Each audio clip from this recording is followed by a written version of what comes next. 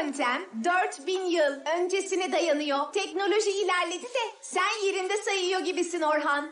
Nahron Sibigo'yu sanırıyız. Hep ilerleyişinin et oylaya denisini Bu yöntem 4000 yıl öncesine dayanıyor. Teknoloji ilerledi de sen yerinde sayıyor gibisin Orhan. Bu yöntem 4000 yıl öncesine dayanıyor. Teknoloji ilerledi de sen yerinde sayıyor gibisin Orhan.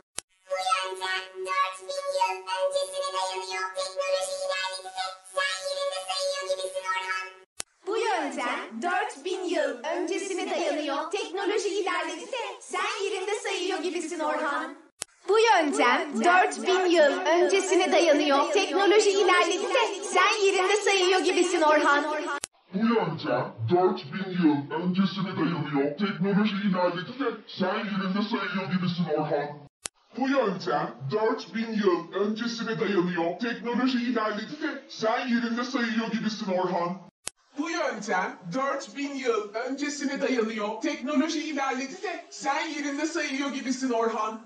Bu yöntem 4000 yıl öncesine dayanıyor. Teknoloji ilerledi de sen yerinde sayıyor gibisin Orhan.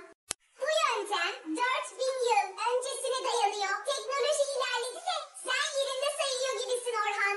Bu yöntem 4000 yıl öncesine dayanıyor. Teknoloji ilerledi de sen yerinde sayıyor gibisin Orhan. Bu yöntem 4000 yıl öncesine dayanıyor. Teknoloji ilerledi de sen yerinde sayıyor gibisin Orhan.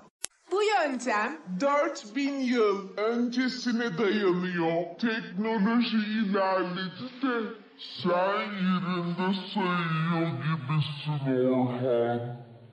Bu yöntem 4000 yıl öncesine